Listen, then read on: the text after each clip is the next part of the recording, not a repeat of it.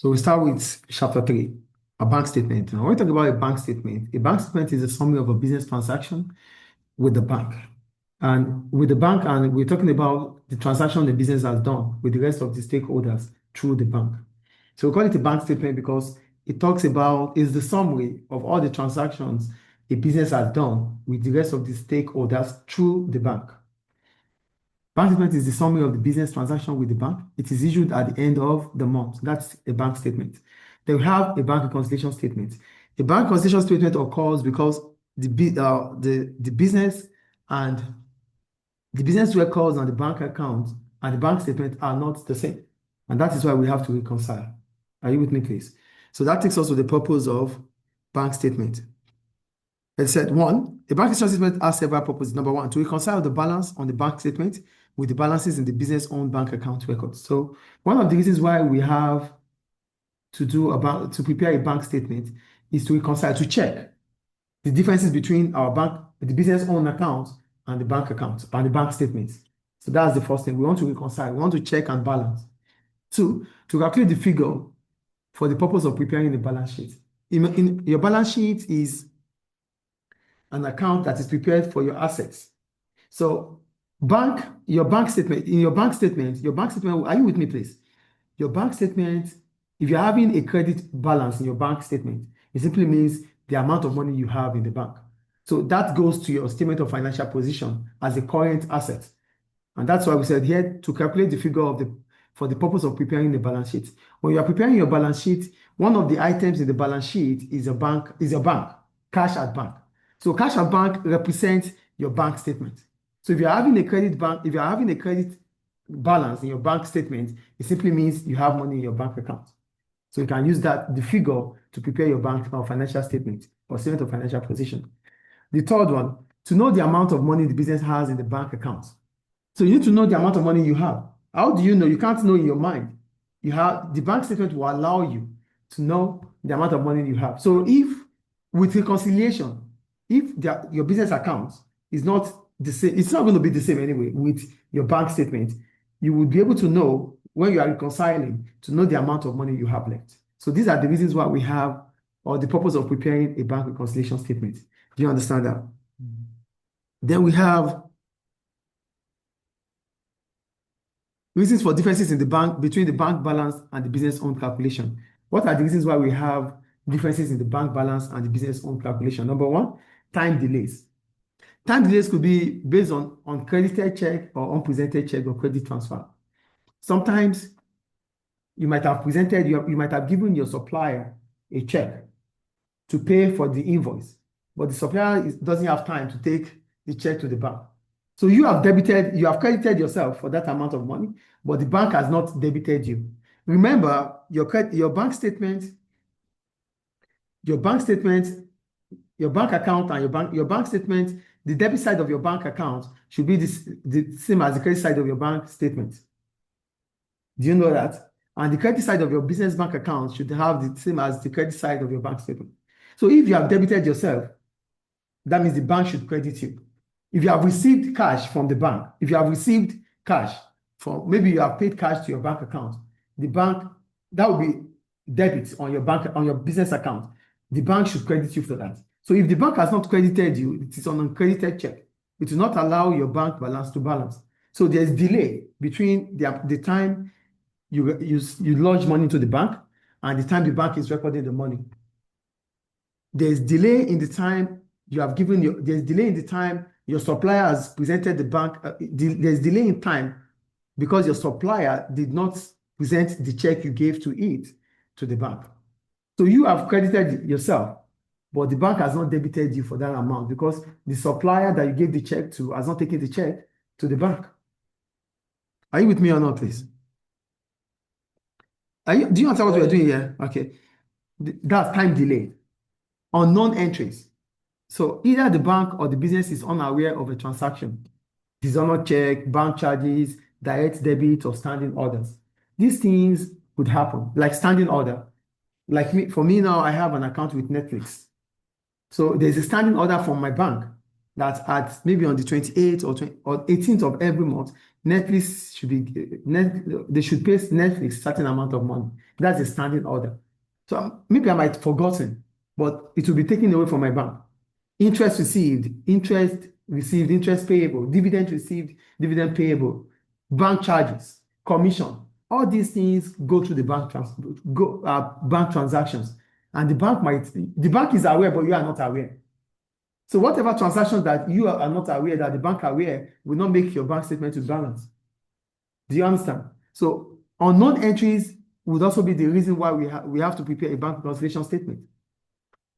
The third one, errors. You might have made a mistake, or the bank is making a mistake. So if the bank makes a mistake or you make a mistake, it means you have to reconcile. So these are the reasons why we have differences between the bank balance and the business owned calculation. Is it clear? Then we'll go to the effects of bookkeeping entries on the bank balance. So when we talk about effects of bookkeeping entry on the bank balance, we're simply talking about reasons why we could have bank balance should be increase or decrease. The first one, any lodgement made by the bank to the bank. When you lodge money into the bank, when your supplier paid on your behalf, it will increase your bank balance. Interest received, commission received, dividend received. If you receive commission, maybe you sold something, you receive interest because you have a fixed deposit with your bank. Dividend, you receive dividend from as a shareholder. All these things will increase your bank balance. What are the reasons why your bank balance could reduce? Number one, any payment made by the business. If payments are made by the business, it reduces, you make a payment to the third party. That reduces your bank balance. Any cash withdrawal, you withdraw cash from your bank balance, it reduces your bank balance. Bank charges, like service charge, interest charge, it reduces your bank balance. So these are the reasons why our bank balance would increase or decrease. Do you get that or not? Any question about that? Are you sure? Then we have a question. We're going to do question, I did question 2. Now look at question 2. Look at question 2 from your textbook, please. Question 2. So for question 2, we have the bank account and the bank statement. Are you there?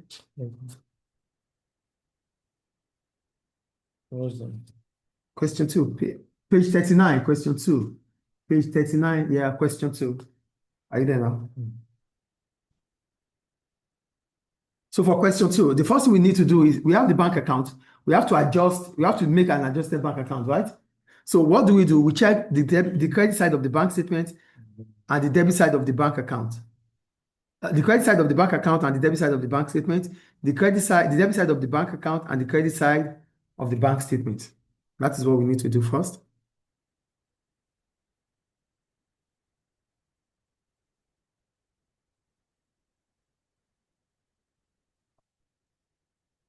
So we want to make these accounts. So we have question 2 to do. We have the bank account and the bank statement. So we need to check the credit side, like I said earlier, the credit side of the bank account with the debit side of the bank statement, the debit side of the bank account and the credit side of the bank statement. So whatever is missing is what we first write out. So we start with the adjusted bank account. So we have 3,600, 3,600, right? 2,400, 2,400, 7,200, 7,200, 14,700. We don't have 14,700. 14,700 is advertisement, right? So advertisement is unpresented check. What do I call it? Unpresented check. Advertisement, unpresented check. Do you see that there, please? Then we move on. 4,500, 4,500. J falling, 6,900. We don't have J falling here, 6,900. So J falling is also unpresented check, 6,900. Are you with me? Good. Then we move on. So we have 11,700, 11,700. And there's 570 Lennon, John Lennon. That is an error from the bank. It will be part of our uncredited check. That's 570. So we have checked the credit side and the debit side of the bank. Now we check the debit side of the bank account and the credit side of the bank statement. 420 interest received. Interest received is on the credit, is in the bank statement, but not in the bank account. So to be on the debit side of the bank account. On the bank account, 420 interest received. We have standing or interest received. What else do we have here? 46,740, 470, 46,470, 46,470. We have it here. 12,300, 12,300. We have it here. 40,500 is not here. So that's uncredited check. Uncredited check, 40,500. I think that is clear. Then the error made by the bank is also here, 570. So we are done with the bank reconciliation statement. Now we check the adjusted bank account. Standing order. Standing order will be on the credit side of our bank account. Bank charges will be on the credit side of our bank account. And that's all. Interest received will be on the debit side. We have standing order.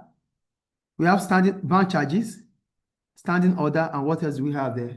Dishonored check and dishonored check. We have dishonored check too, which is going to be on the credit side.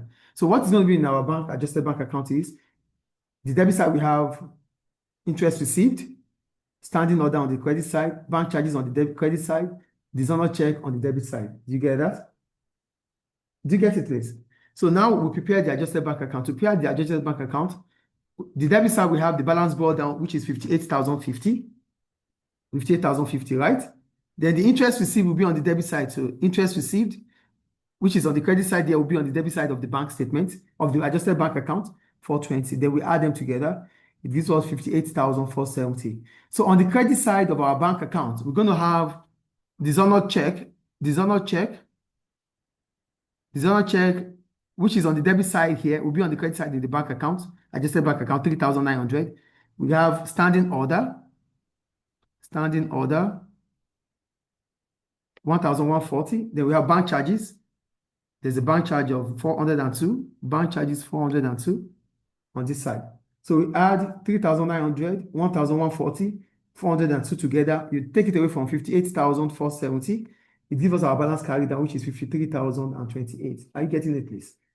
So our balance carried down is 53,120. That's our balance as per adjusted bank account, which is 53,028. Now we use this to prepare our bank reconciliation statement. For the bank reconciliation statement, we're going to have our balance as per adjusted bank account, which is 53,028. Add unpresented check, 14,700, 6,900. We add them together. You less uncredited check and error made by the bank. So we have balance as per bank statement, 53,000, balance as per adjusted bank account. Balance as per adjusted bank account, right? 53,028. Add unpresented check, 14,700, and J falling, 6,900. Gives us 74,628. Less uncredited check, 40,500. Error made by the bank, 570. We add them together, it gives us this. So take this away from this, gives us our balance as per bank statement, which is 33,558. I think it's clear.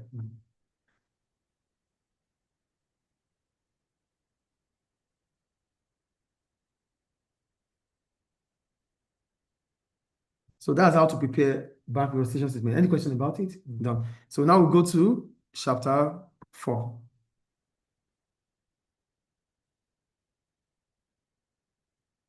Are you there?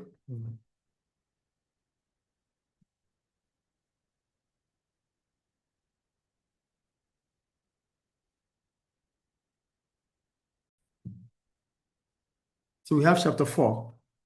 So we have chapter 4 now, depreciation of assets. When we talk about depreciation is what? A loss in the value of an asset, a loss in the value of non-current asset, a loss in value of non-current asset. That is depreciation. I think the point is clear there. So now they said, why do we have to charge depreciation? Number one, we charge depreciation because we don't want profits to be overstated. If we don't charge depreciation, profit will be overstated, which simply means because depreciation is an expense. Depreciation is what? Is an expense. So if you don't charge depreciation on the asset that you're using, it means your expenses is reduced. And because your expenses are reduced, it means you are overstating your profit, and it's not good for the business. You think you are making so much profit. On the other hand, you're not making profit. That's the first one. The second one, without charging depreciation, the balance sheet will not reflect the true and fair view of an asset. Without depreciation, you won't have your net book value, which simply means without depreciation, you are still going to be recording the value of your asset with its historical cost, and which is not good. That means you are not following the International Accounting Standard, IAS. So according to international accounting standard, your record, your financial statements must represent or reflect a true and fair view of your business. So with depreciation, it means you are doing it right. If you are not charging depreciation, you're not going to get the real value for your asset because the asset would have lost its value. You are thinking that, oh, the asset you bought 5 years ago is still the same as today. It's not. It has lost value. So without charging depreciation, you are not representing your asset in a true and fair view. Do you understand? Now, what are the reasons why we could have, what are the causes of depreciation? The first one, natural usage. Whatever we buy, whatever equipment we use, it is expected that the value will drop. This is my laptop. I've been using it for 2 years now. So it's not going to be the same as the first time I bought it, yes or no? So it's natural. When you use things, when you use assets, non-current assets, they start dropping in value. 2, obsolescence. For obsolescence, it's talking about the old versus the new. Before now, there are big computers. Now there's laptop, there is even iPad. So things have started changing. So technological advancement makes things to become simpler. So old things would not function as the same as new things. And if as a business, you continue to use old things for your production, your competitors will use new ones, and new ones will be more efficient than the old ones. So it is expected of you to change those non-current assets because their value has dropped. They are new. They are new ones now. They are old. We have new ones now. Advancement in technology will come about obsolescence. So you have to do away with the old ones and start using a new one. The third one, end of economic life. As soon as you purchase an asset, a non-current asset, oh, this is our motor van. This is the motor van for the business. It is expected that we use it for 5 years, then we dispose it. So it's depreciated because you are going to dispose it after the economic useful life. So that's another reason why we have depreciation. And the last one is passage of time. As time goes on, the value of an asset will continue to what?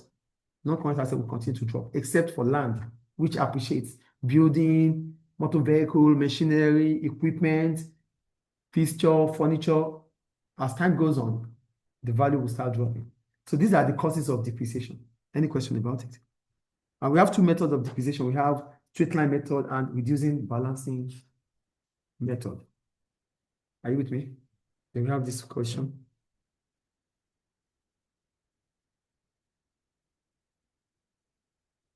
So we have question now. So for method, straight line method is constant, and reducing balancing method is not constant. So let's look at this straight line method here. They said XYZ Limited purchased a delivery van for 40,000. Its depreciation policy is to charge 10% per annum using straight line method. So here, depreciation is 10%. So for straight line method, you have, for straight line method, the year, the cost, depreciation charge, and the net book value. The year is 1,000. The year is year 1. For year 1, 10% of 40,000 is 4,000. 4,000 minus 40,000 is 36,000. So that's year 1. So for year, it's going to be the same constant because it's straight line method. Each year that passes by, you're going to charge the same amount on depreciation. So year 1 is 40,000. 40,000 minus 4,000. 40,000 minus 4,000, 36,000. Year 2, 36,000 minus 4,000. Year 3, 32,000 minus 4,000. That's straight line method. You get straight line method here? You get straight line method or not? For reducing balance method, you take away the amount of depreciation charge from the net book value. For straight line method, the percentage of depreciation charge minus the cost, the net book value. But for which is constant, the constant price from the net book value, that is straight line method. But when it comes to reducing balancing method, it is the percentage of depreciation charge minus net book value. For straight line method, is the constant depreciation minus net book value. But for reducing balance method, it is the amount of depreciation charge minus the net book value. So the amount of depreciation charge for the same amount, the value of the asset is 40,000. Reducing balancing method is still 10%. 10% of 40,000 is 4,000. So for the year 1, it's 40,000 minus 4,000, which is 36,000, same as the straight line method. But in year 2, instead of 40,000, you're not going to do 36,000, or you're not going to do 36,000. It's going to be 10% of 36,000. 10% of the cost. minus the original or the end book, the net book value.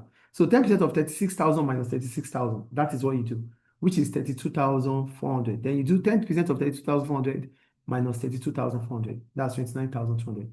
That's the difference between straight line method and reducing balance method. Any question about it? That takes us to maximum amount of depreciation. Maximum amount of depreciation. For maximum amount of depreciation, it simply means you cannot charge depreciation above the cost of the asset. So if the asset is 10,000, depreciation that you can charge on that asset must not exceed 10,000. That is maximum amount of depreciation. So look at the question here. It said, do you understand this straight line method, please? It said ABC Limited purchased a new computer system at a cost of 30,000. The first depreciation policy is 25% per annum using straight line method. Required, show the depreciation charge against profit on this machine from year 1 to year 5. So depreciation is 25%. So 25% of 30,000 is 7,500. Are you there? So 7,500 divided by 30,000 is 4. So that means we can only charge depreciation for 4 years to complete 30,000. So year 1 is 7,500, year 2 is 7,500, year 3 is 7,500, year 4 is 7,500. So that's 15,000. 15,000. So this is the only depreciation we can charge. Do you get it? So we can't charge depreciation further than that. Okay. Let me just see if I can draw. So we can't charge depreciation further than. So these are the amounts of depreciation. The value of depreciation is 30,000. The 25% of 30,000 is 7,500. 7,500 divided by 30,000 is 4 years. So we can only charge depreciation for 4 years here. 4 years. I think it's clear. Is it clear? Shall we move on? Okay.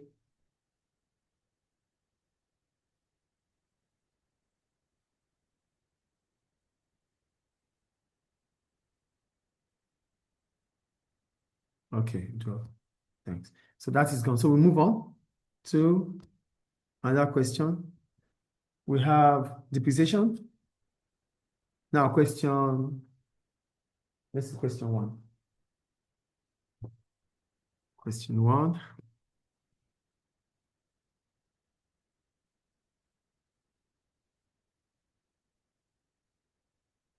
Coming up for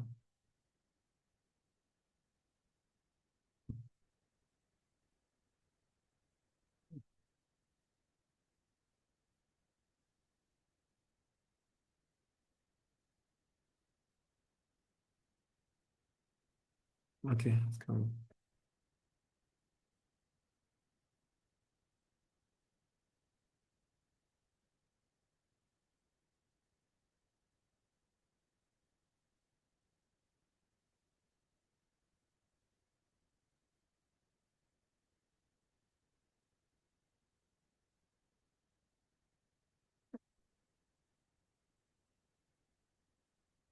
Okay. We have question 1. Are you there? Are you there, please? Okay, question 1.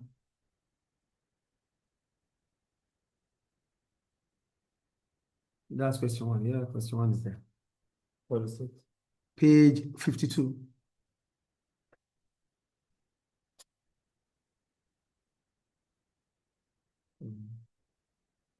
Are you there? Yeah.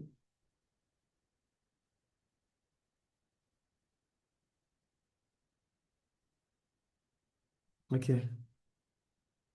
So here we have question 1. I'm doing question 1 here. We have this. For question 1, we're doing question 1. So they said the following details we are taken from the books of McNair. Can we make a note? Let's see if we can make a note.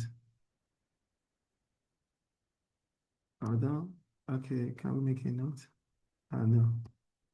No, we don't. Okay. They said the following details that we're taking from the books of McNair Transport Limited, 1/1/2023. The balance on the van account.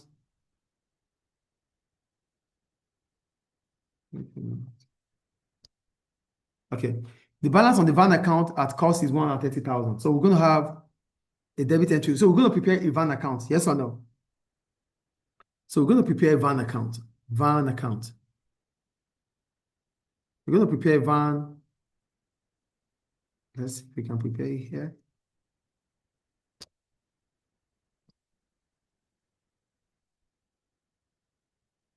So let's say we want to prepare van account now. Let's say we want to prepare van account. Draw.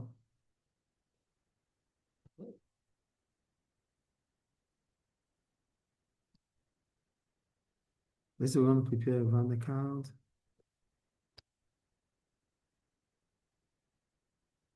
Cancel.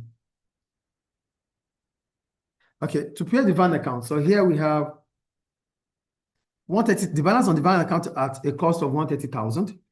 Then the balance in the provision for depreciation account was 25,000. The purchases of new van for 55,000. The total depreciation for the year ended 31/12/2023 was 15,000.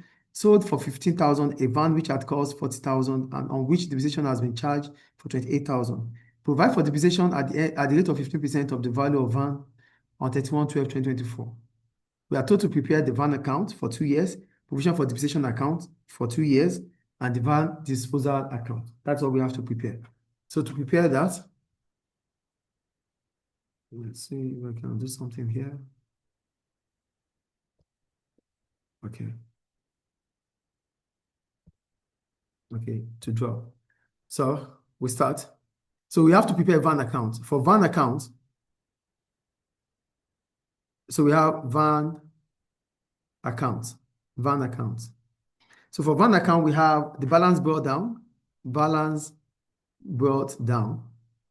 Sorry, I need to get it done clearer. Let's see if I can do something here. So to prepare the van account. Okay. Okay, I'm just going to do it this way here. So we want to prepare the van account. To prepare the van account, on the debit side of our van account, we're going to have balance brought down of 130,000 on the debit side of our van account for 1/1/2023. Then they said they purchased a new van for 55,000. So on the debit side again, we're going to have 55,000. So you're going to add 55,000 to 130,000 on your van account. So it's going to be on the debit side, you're going to have 185,000. Are you with me? So 185,000 on the debit side.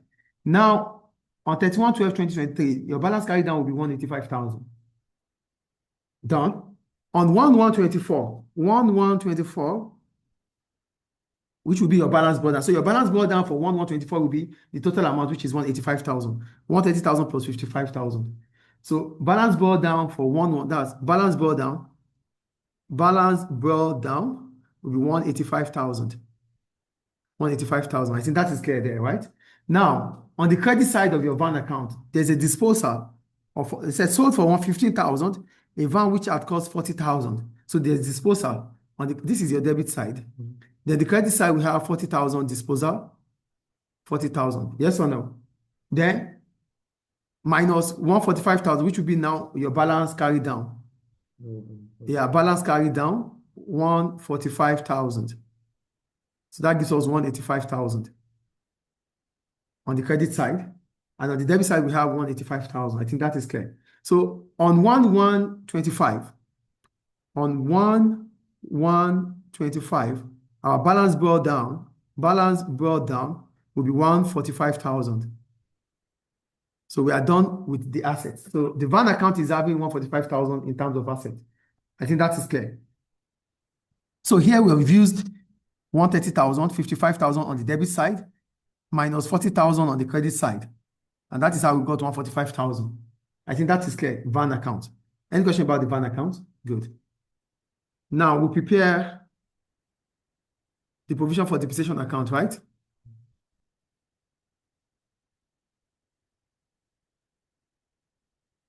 So for provision for depreciation account, what are those things we need for a depreciation account? For depreciation account, we're going to have a credit entry for provision for depreciation accounts. On the credit side of our provision for depreciation accounts, we're going to have 25,000 as balance brought down. Balance brought down 25,000. Then here they said the total depreciation at the end of the year 2023 is 15,000. So the credit side of our provision for depreciation account will have 40,000. 40,000. Now, our balance carried down will be 40,000. Yes or no?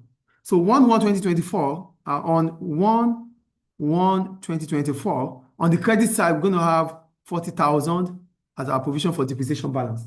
Yes or no? Now, disposal. They said sold for 15,000, which had cost 40,000 and which depreciation has been charged for 28,000. You have to take 28,000 away from that. So on the debit side of our provision for depreciation account, on the debit side now, this is our credit side. So on the debit side of our provision for depreciation account, we're going to have disposal account, disposal of 28,000. Yes or no? And they said 15% of the value of one account will be the value for 31/12/2024. So we have 15%, 15 over 100, multiplied by the value of our asset, which is 145,000. Yes or no?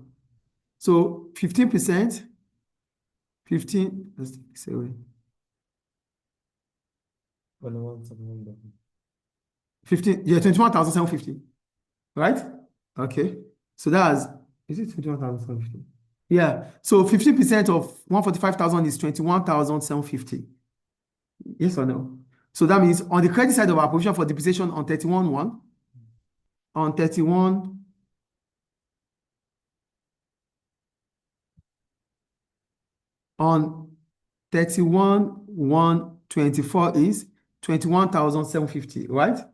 21,750. So 21,750 plus this will give us 61,750.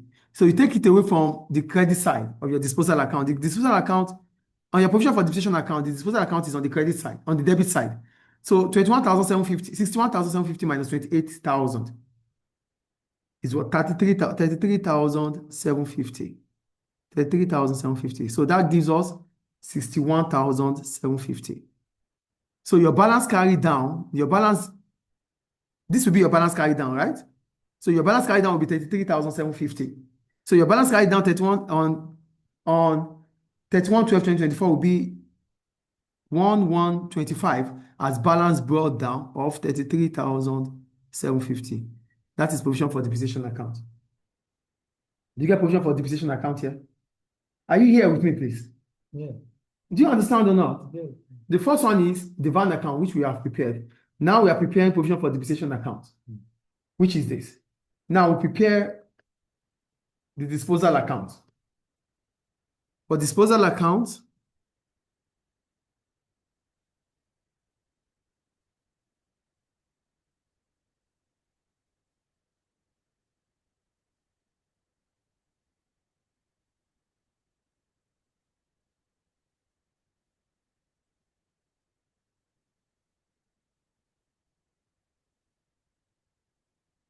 so for disposal account, what are we going to have in disposal account? We're going to have, for disposal account, let's say these are disposal account. For disposal account, the amount of the van is sold, they said sold for 40,000, right? Sold for 40,000. So 40,000 is the value of the van. 40,000, disposal account. Disposal account. The van is 40,000. Depreciation on it is 28,000, right? And how much is it sold? It was sold for 15,000. Yes or no? So the business is this is 43,000. Yes or no? So that means we are making a profit. So your P&L account, we have 3,000 profits. So that's disposal account, 43,000, 43,000. Is disposal account clear? Any question about depreciation? Any question? So that's how to prepare disposal account. How do you get the profit and loss? Yeah, I told you earlier. Depreciation is 28,000. Depreciation charge is 28,000. The disposal is this depreciation charge, right? 28,000. How much did you sell the asset? 15,000. And the asset is what? 40,000. The value of the asset is 40,000. The value of the asset is 40,000. Depreciation charge on the asset is 28,000. That's an expense, but now we are not paying the expenses anymore because we have sold the asset. We have disposed the asset. So 28,000 will be kept with us. And we sold the asset for 15,000. So the amount gained from the sale of disposal of that asset is 43,000. 43,000 minus 3,000. That means the credit side is greater than the debit side. And because the credit side is greater than the debit side, that is income for the business. And that's how we got the 3,000 profit. Is it clear now? Are you sure? So that's about depreciation accounts. Any question about depreciation accounts? So we'll go to, so now we'll go to chapter 5, right?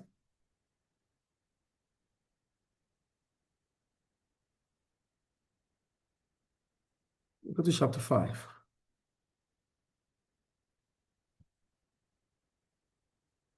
Yeah, chapter 4 is done. Go to chapter 5. Are you there?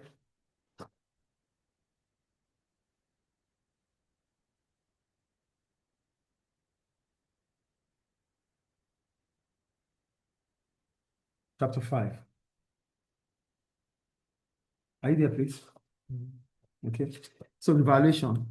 So when I talk about revaluation, drop it here now. No, I'm still correct. Don't tell me why. No. Hello. Drop it. That's all. I just minus this and this to give it minus 13. No. Depreciation is 28,000. The amount you sold the asset is 15,000. This is 43,000 minus the value of the asset. Okay. Profit and loss account, we have profit entry now, 3,000. Now go to revaluation, chapter 5. Where is the chapter 5?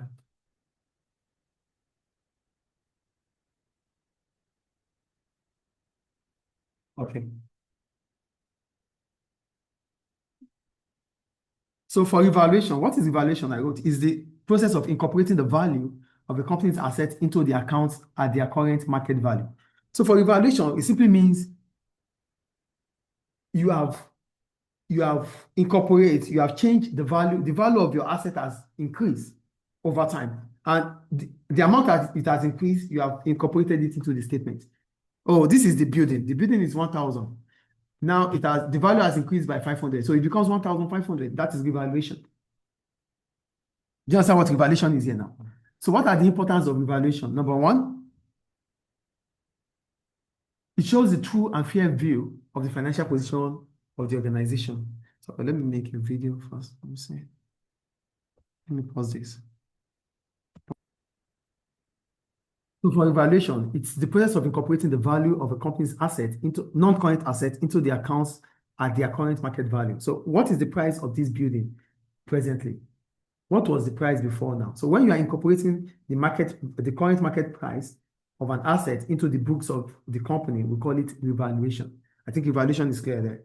So what are the importance of revaluation? Number one, it shows the true and fair view of the financial position of the organization. Because we have revalued our assets, it simply means whatever we are recording in our statement of financial position, it is the current market price. So that simply means it represents the true and fair view of our statement of financial position. We are not inflating the price. It is the current market price. We have revalued it, and this is the price it is right now. Two, it allows users of financial statement to make informed decisions as information provided is accurate and updated. For example, banks may be able to decide to give a loan based on the value of the assets. You might need to take a loan from the bank. The bank will not give you a loan without a collateral, that means a property or land against the loan. So if you have not revalued your assets, the bank might not be able to use it as a collateral. But because you have revalued your assets, it gives the bank information about the value of your assets. So that might allow them to give you the loan. But if you don't revalue your asset, they don't know the true value of your asset. So they might not be able to give you a loan. Do you understand the second point here? So users of financial statement could make informed decisions because they have information, they have statistics, they have data about the value of your asset. The third one, it allows the business not to overstate its profits because depreciation will be charged on the current market value. You know, when we talked about depreciation, one of the reasons why we charge depreciation is that we don't want to overstate our profit because depreciation is an expense, yes or no? So with revaluation, it allows you to charge depreciation on the current value of an asset. So if the value of the asset is 5,000, so depreciation will be charged on 5,000, not the 4,500 the asset was before now. So it allows depreciation to be charged on the present value of an asset. I think it's clear. So these are reasons why we evaluate. These are the importance of evaluation. Then what are the factors influencing revaluation? Are you there? What are the factors influencing the price of property? Number one, use of land. The use of land is simply talking about the designation. What are you using the land for? If the land is used for residential, that people want to sleep there, want to build their home there. The price is not going to be expensive like houses, land for offices, for factory. That is for commercial purpose. So land that are built for commercial purpose or that are designated for commercial purpose are expected to be expensive than land that are meant for residential purpose. Do you understand the first one? Two, infrastructure. When it comes to infrastructure, we're talking about water supply, school facility, healthcare, electricity, communication. If these things are present in one area, it is expected that the price of land, the price of property in those areas should be high because there's infrastructure available. Do you understand? So places that lack infrastructure, the value of their property is expected to be less compared to places where there is infrastructure, where there are infrastructure. Do you understand that? Do you understand that, please? The third one, state of the economy.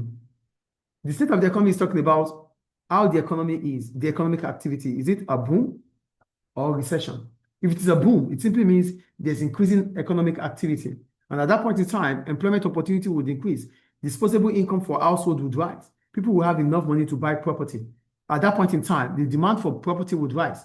And if the demand for property increases, the price for property would rise. If the demand for property increases, the price of property would rise. And during recession means there's a fall in economic activity. If there's a fall in economic activity, disposable income would fall. People would not have enough money with them. And at that point in time, demand for property would reduce. They won't be able to buy property. So during recession, the value or the price of property is expected to what? To fall. And the last one is tax incentive. For tax incentive, we're simply talking about tax breaks or incentives to encourage property development. If government gives tax break to in certain area, people would rush to that area to start building in those areas. And in those, before you know it, the prices of land in those areas, the prices of property in those areas would rise. Is it clear? So that's about revaluation. Any question about revaluation? Any question? Good. So we'll go to the question calculations now. Okay.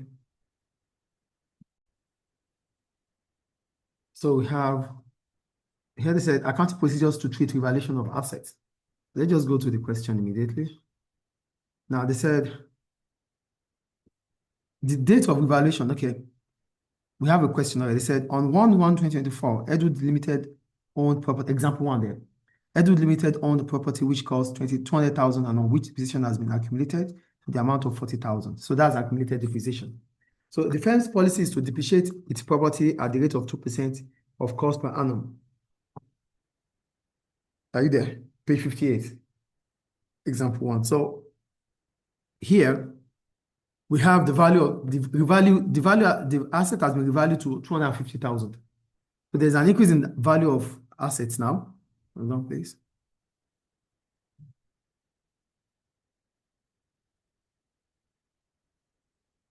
So there's an increase in the value of the asset. The asset was 200, but now it's 250,000, right?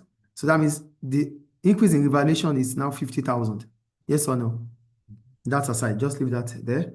Now we have this. So here they said revaluation at the beginning of the financial year, we calculate the revalued figure of the property. The revalued figure of the property is 250,000. Yes or no? So that means here we're going to have 250,000, 2% of 250,000 multiplied by 2/100. Whatever it gives us is a depreciation charge. So the depreciation charge for the first year, the depreciation charge for the first year will be the value of the asset, the present value of the asset, which is 250,000 times 2/100, that's 5,000. So the depreciation charge here will be 5,000.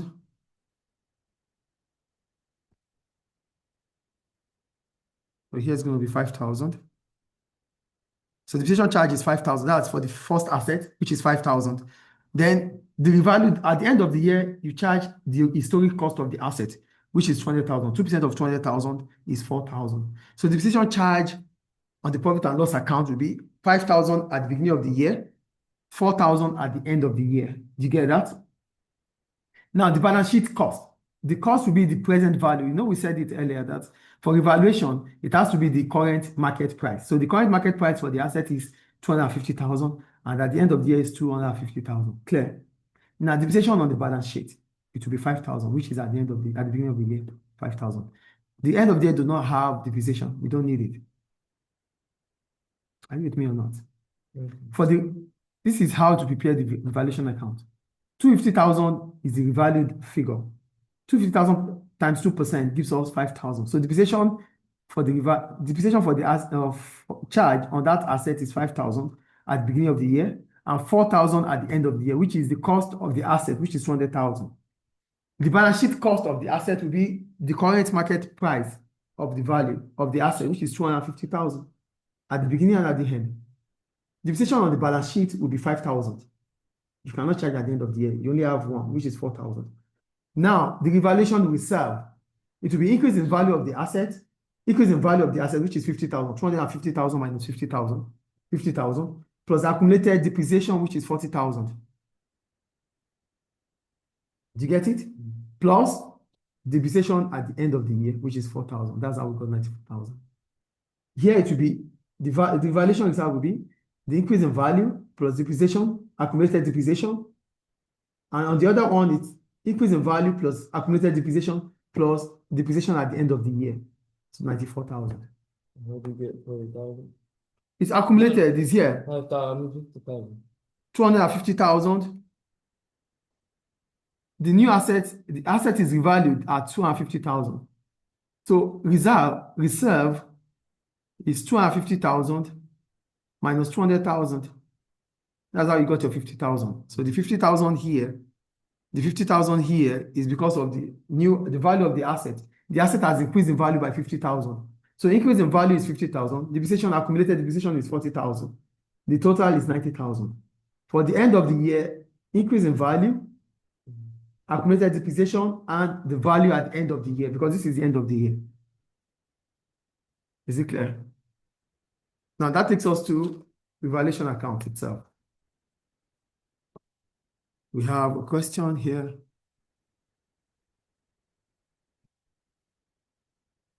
No, I'm not bad. Clean. No, I need to clean. Okay, now we have a question.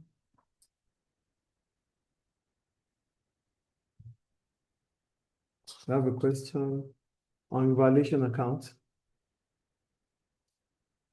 Question 1, I think. Let me do question. Let's look at question. Which question is this? Okay, that's question 1. Let's see.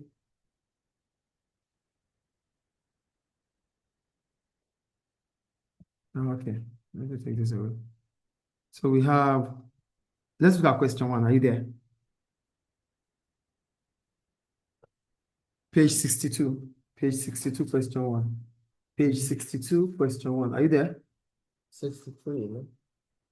Yeah, page 63 now, yes. Are you there? Yeah. Okay. Okay, you have it right here. So here they said, question 1, they said, the following details were taken from the books of Cullen PLC. Building at cost amounted to 1,170,000. The balance in the provision for depreciation account was 93,000. There's a new purchase of building, which is 155,000. The book value for the building is 105,000. And it was sold for 112,500. And the cost of the asset is 165,000. Are you there? They said the total depreciation charge for the year ended is 31/12/2023 was 47,000. The building was revalued at 1,250,000 and provide for depreciation at the rate of 5% of the value of building on 1/1/2024. So we're going to prepare building account. We're going to prepare provision for depreciation account. We're going to prepare building disposal account and revaluation account. Are you with me? So we're going to start with the building account. So the building account is going to have the debit side and the credit side.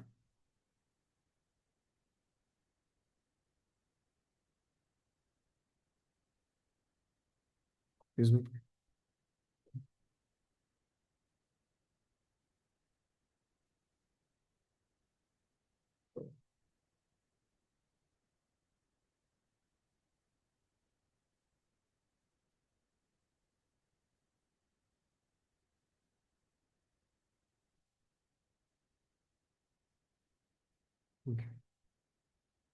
Okay, we move on.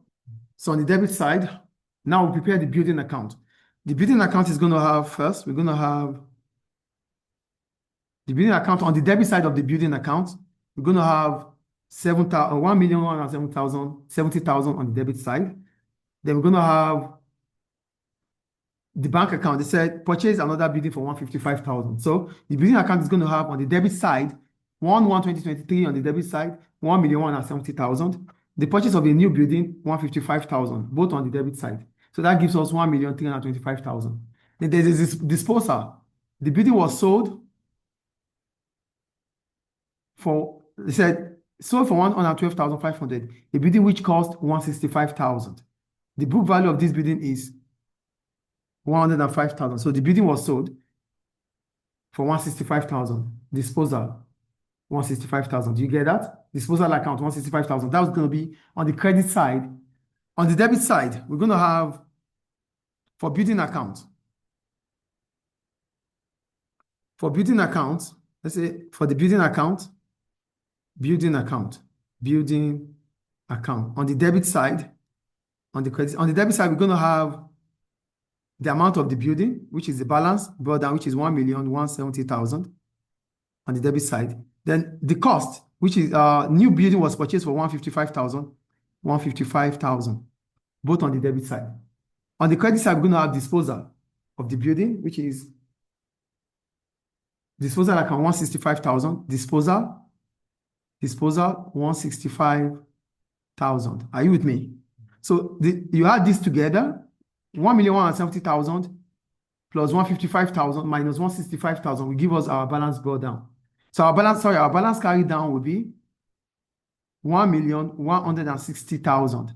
So when you add them together, it's going to give you the same here, 1,325,000, 1,325,000. Do you get that? It doesn't end there. So on 1/1/2024, the value is 1,160,000. That's our balance brought down. So our balance brought down now is 1,160,000. Do you understand that? Good. Now, there's revaluation reserve. How do we get our revaluation reserve? They said the building, look at it here. They said the building was revalued to be 1,350,000. So 1,350,000 minus 1,160,000. The value of the asset now, 1,160,000. The historic cost. The cost now is 1,160,000 minus 1,350,000. So your debit side now will have, the debit side we have,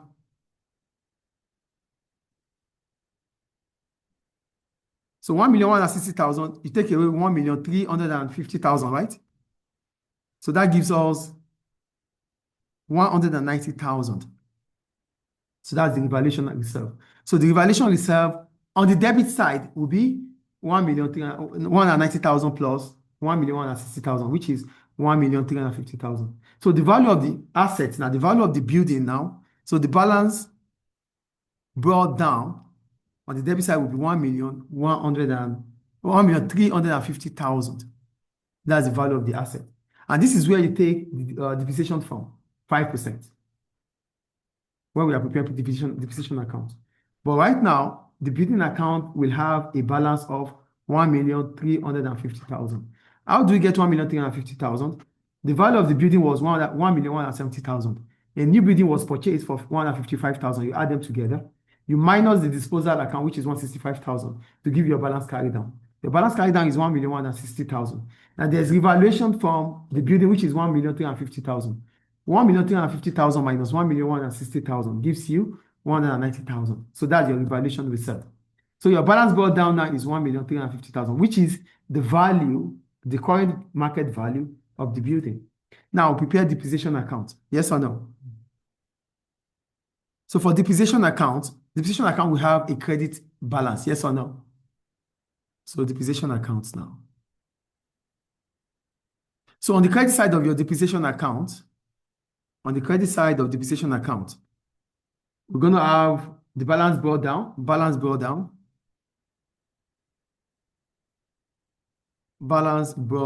How much is it? Depreciation, 93,000. It's stated here.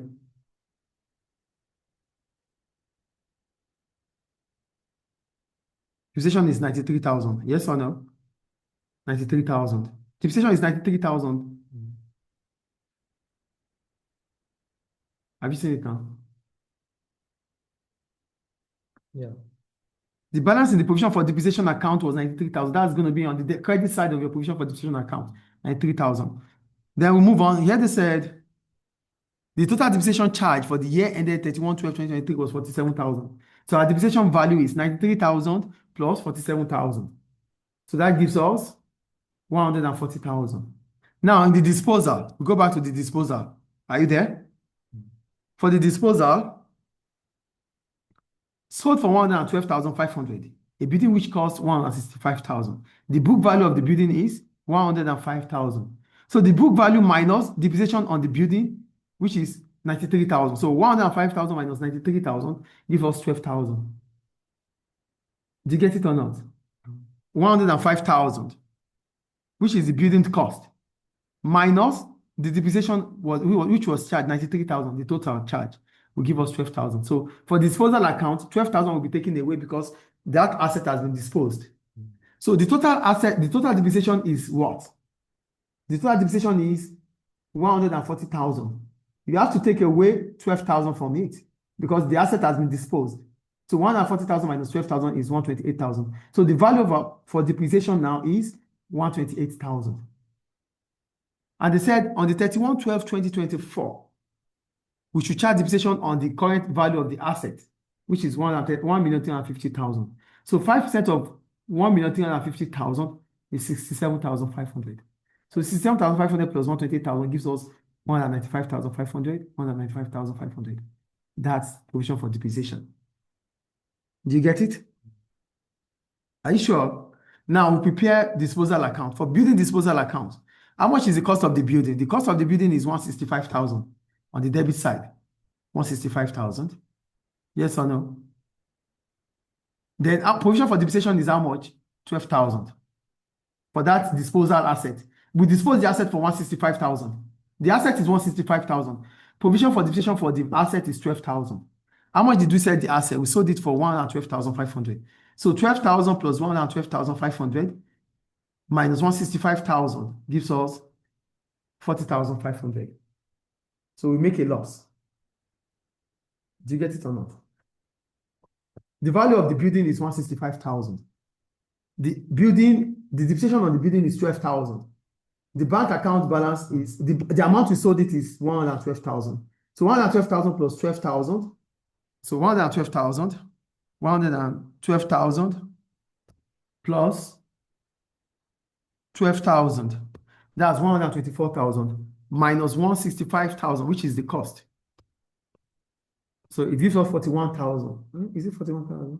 Oh, I wrote 112,000. It's 112,500. So it is 40,500. So the profit and loss account will have 40,500, which is a loss for building disposal account. Is it clear? Now we prepare evaluation and reserve. For evaluation and reserve, it's the amount of depreciation, which is 140,000. The amount of depreciation is 140,000. So what do you write there? Disposal account and depreciation together. Building account, okay, look at it. Building account is 12,000. And provision for depreciation is 128,000. That gives you 140,000. So your evaluation reserve account will be the building account value, which is 12,000, and the depreciation made, which is 128,000. So that's how we got the 140,000 here. So the balance, now it is 140,000. It will be the balance carried down here will be 140,000 for evaluation account. Is it clear? So that's how we prepare evaluation accounts. Any question about it? So that's the end of chapter 4. We go to chapter 5. Are you there?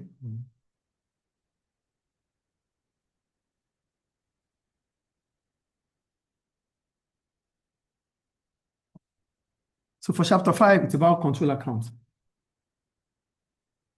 Chapter 6. Oh, sorry, chapter 6. We finished chapter 5 already, evaluation, yeah. So for chapter 6, control account. What is a control account? A control account is a summary of accounts in the general ledger which sums up the balances in the debtors and creditors account. So we have a control account because it summarizes the total amount of credit customers we have and the total amount of the credit suppliers we have. That is what control account does. So that's why I said, well, it is It is the summary account in the general ledger, which sums up the balances in the debtors and creditors account. That's what control account is. Do you get it? So what are the purpose of credit control? What are the purpose of control account? Number one, to easily and quickly find an error. With control account, we can easily find where the mistakes are because it's simply about customers and suppliers. So, and every transactions we do are mostly about either we buy from somebody or we sold to someone. So it allows us to easily and quickly find an error. Two, to find credit sales and credit purchases from incomplete records. There's incomplete records because we have not prepared the financial statement. So because we've not prepared the financial statement, the debtors control account and the debtors control account allows us to know the amount of credit sales we have and the amount of credit purchases we have. Are you with me? The third one, to quickly find amount owed by debtors and owed to creditors. With debtors control account and creditors control account, we're going to know the amount we are owing our suppliers and the amount our customers are owing us. The advantages. What are the advantages of control accounts? Number one, they act as a check on the accuracy of the ledger. We have individual ledgers, but with control accounts, it lets us to know if our ledgers are accurate or not. Do you understand? Two, they allow errors to be found easily because all the transactions we do are about sales and purchases.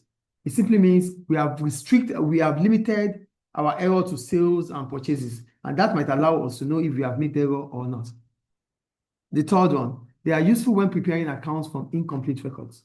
An incomplete record is a record that has not been, we have, but we have not prepared a financial statement from them. So with sales ledger control account and purchases ledger control account, at least we have prepared an account for our customers and an account for our suppliers, which is good. The rest will be minimal.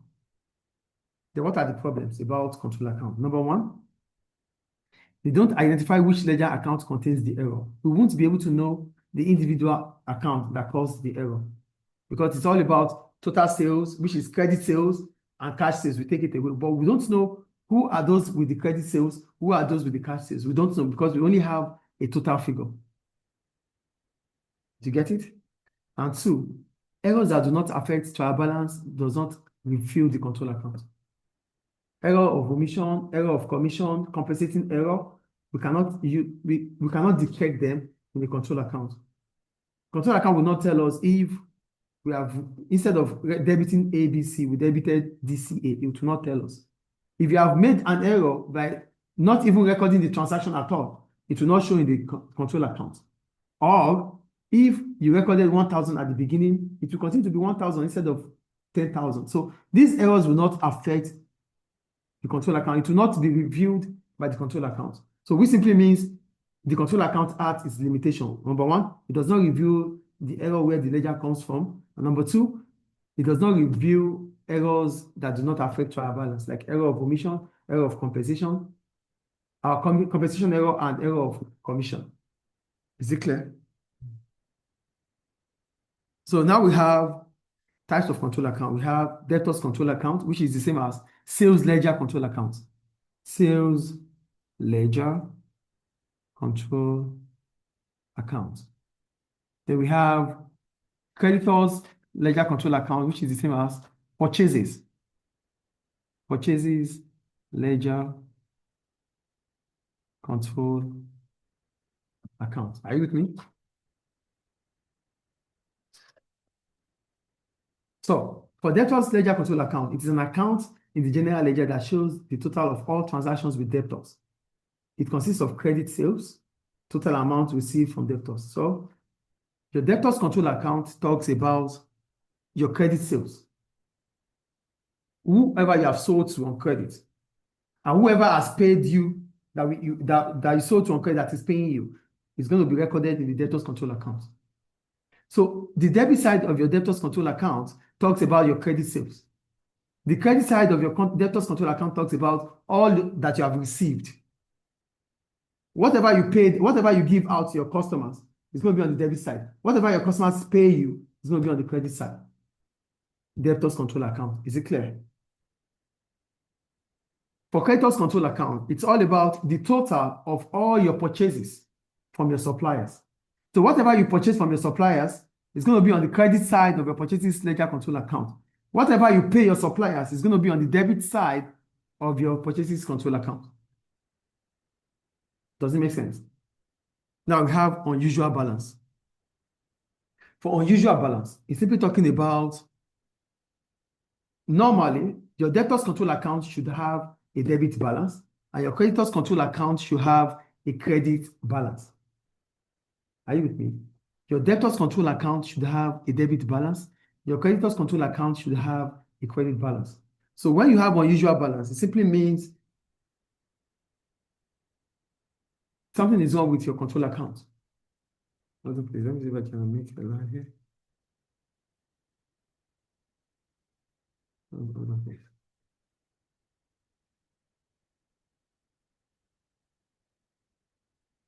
So I make a line just for a short period of time.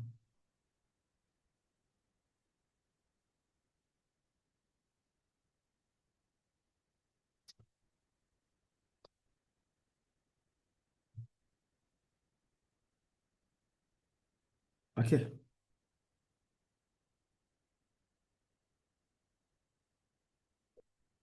Okay. So we move on. For unusual balance, normally your debtors control account should have a debit balance and your creditors control account should have a credit balance. But when there's an unusual balance, this occurs when the creditors control account is having a debit balance while the debtors control account is having a credit balance. I said earlier, the debtors control account should have what? The debtors control account should have a debit balance while the creditors control account should have a credit balance. But there's an unusual balance if your creditors control account is having a debit balance and your creditors control account is having a debit balance. Your debtors control account, if it's having a credit balance, it means an unusual balance. If your creditors control account is having a debit balance, it means an unusual balance. Do you get it? So what are the reasons for credit balance on the debtors control account? Why do we have a debit balance in our creditors control account? Number one, if a payment has been received from a debtor and later goods were returned. So your debtors paid you and there's return inward. They paid you and they returned the goods back to you. So if they've returned the goods back to you, that means you have to refund them. In the course of refunding them, that's going to be what? A debit balance. Does it make sense there? An error has been made involving an overpayment by the debtor. The debtor overpaid you. If the debtor overpaid you, it simply means you are owing the debtor. There's going to be what? A credit balance for the debtor. The third one, after full payment was received, a discount allowed was applied for. So you gave your customer a discount after receiving full payment from your customer. That means you are owing your customer. That will bring about a credit balance. So these are the three reasons why we have a credit balance on the debtors control account. The first one, payment received and there's return inward. The second one, the customer overpaid you. The third one, there's a discount given to the customer after making full payment. So these are the reasons why you are owing your customer. Any question about that? Now, reasons for debit balance on the creditors control account. Why will your creditors control account have a debit balance? Number one, a payment has been paid to a creditor and later goods were returned to the creditor. You paid your supplier and having paid your supplier, there's a return outward. You return some goods back to your supplier. So that means your supplier is owing you. That will bring about a debit balance in the creditors control account. You overpaid your supplier. If you overpaid your supplier, it means your supplier is owing you. It will bring about a debit balance in the creditors control account. The third one, after full payment was made, a discount was received. You make a full payment and there's a discount given to you, discount received. So that means your supplier is owing you. These are the reasons why we have debit entry in the creditors control account. Do you get that? I'm going to say it again. Reasons for debit balance on the creditors control account. Number one, a payment has been paid to a creditor and later goods were returned to the creditor. Return outward. That means your creditor has to refund you. Your supplier has to refund you. It's owing you. Because your supplier is owing you, that is that's a debit balance in the creditors control account. you overpaid your customer, you overpaid your supplier. It means your supplier will be owing you a refund. Debit balance in the creditor's control account. Discount received after making a payment. After making a full payment, your supplier now gave you a discount.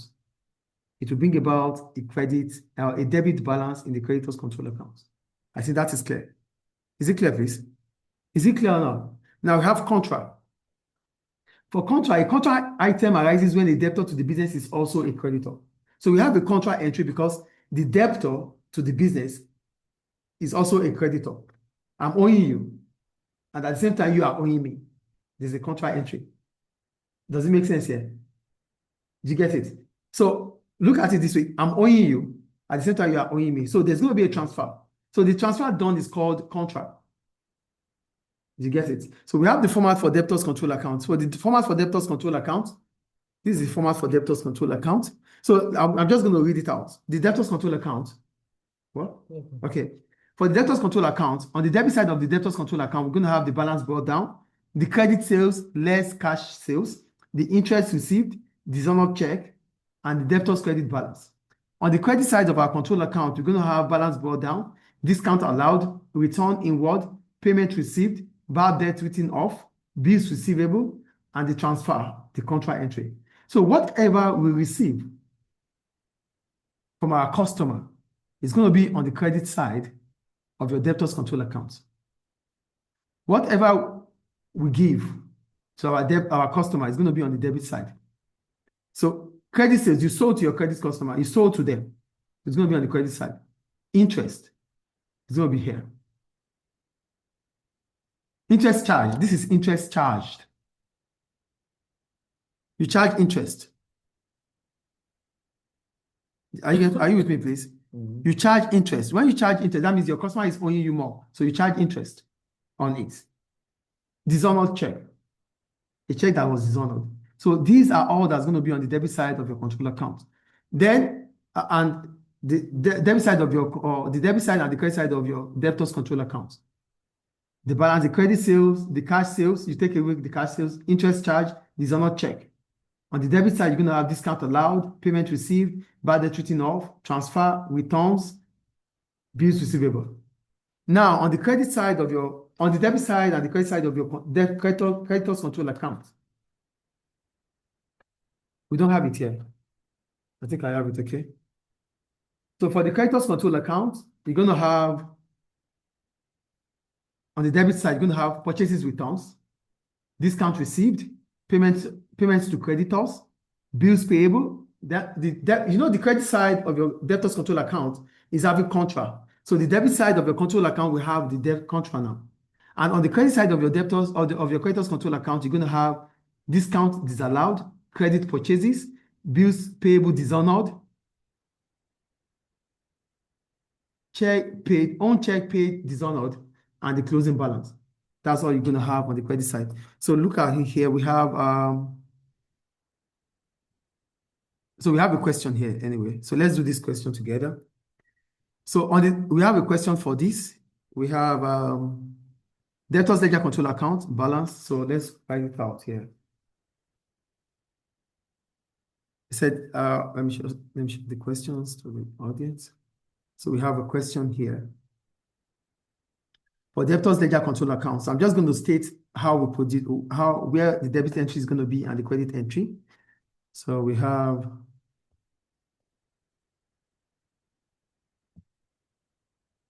so first I'm going to prepare the debtors control account. So the debtors control account will have, in the debtors control account, this is going to be on the debit side. This is going to be on the debit side. This is going to be on the credit side.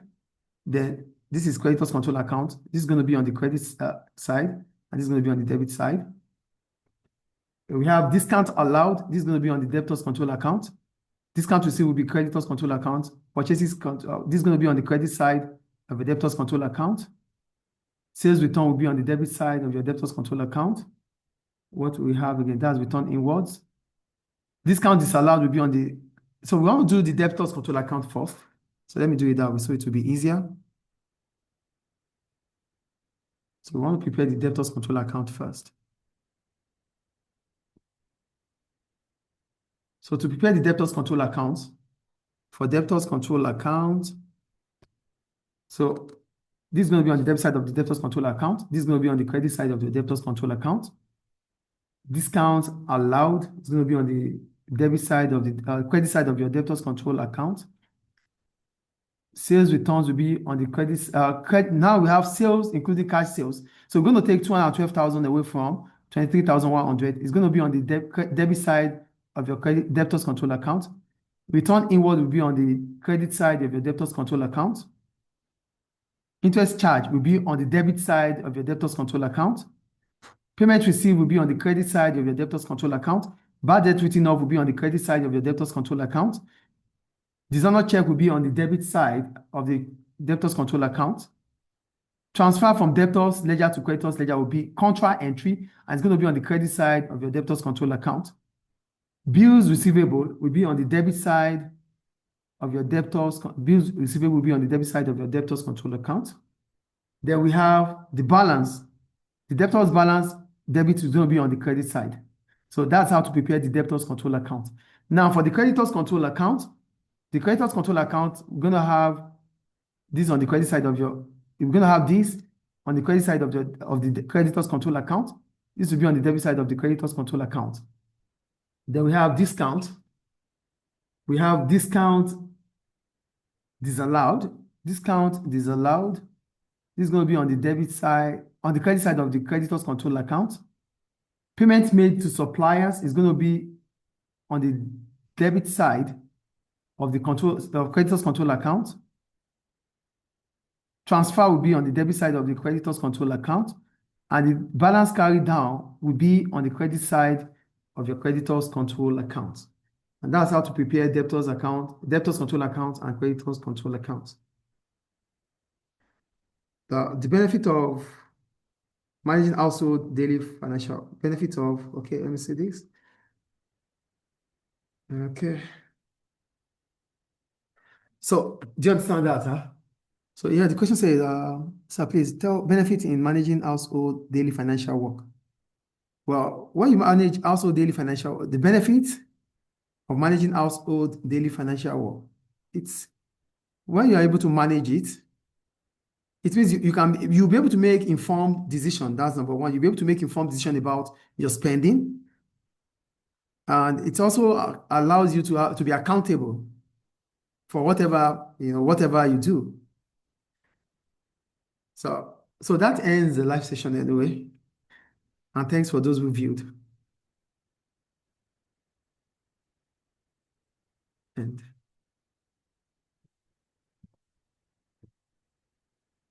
okay. So is it clear? Any question about creditors control account and debtors control account? So that's the end of creditors and debtors control account. And that ends chapter 3, chapter 4, chapter 5, and chapter 6.